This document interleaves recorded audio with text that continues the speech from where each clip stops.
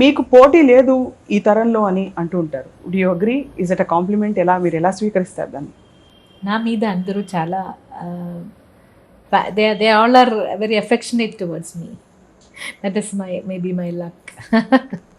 చాలామంది మీ పాటలోని టింబర్ని, వాయిస్ టింబర్ని ఇమిటేట్ చేసే ప్రయత్నం కూడా చేశారు మీ తర్వాత వచ్చిన సింగర్స్ కొంతమంది. What you have to say to them? అది మీరు ఆనందిస్తారా, లేక లేదు మీరు మీలాగే పాడాలని చెప్తారా? ఇలా అది they are watching, they are listening so carefully.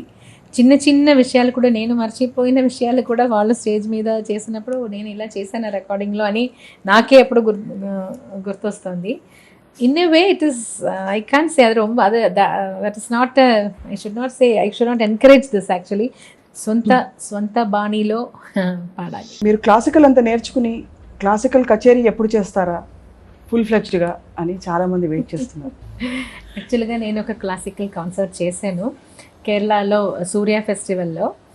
That is 2 hours concert. అప్పుడు స్వాతి తిరునాళ్ కృతీస్ మాత్రం అది మాత్రం స్పెషలైజ్ చేసుకొని నేను పాడాను ఆ రోజు. నా ఫస్ట్ అరంగేట్రం Swathi Thirunal I dedicated that to Swathi Thirunal. తర్వాత నేను తిరువయ్యారులో త్యాగరాజ ఆరాధన ఫెస్టివల్లో 20 minutes కీర్తనాలు మాత్రం. దాంట్లో టెన్షన్ ఏంటంటే పెద్దవాళ్ళు చాలా చాలా పెద్ద సింగర్స్ పాడే స్టేజ్లో నేను కూడా పాడుతున్నాను అని అంత టెన్షన్. ఏ కీర్తనలు పాడారు? Can you just remember just kriti name and అప్పుడు తిరువయ్యారులో పాడినప్పుడు? కదలేవాడు గాడే రాముడు కదలేవాడు అని ఒక కీర్తన, అది పాడాను. ఇంత సౌఖ్యమని జపజాల, ఇంత సౌఖ్యమని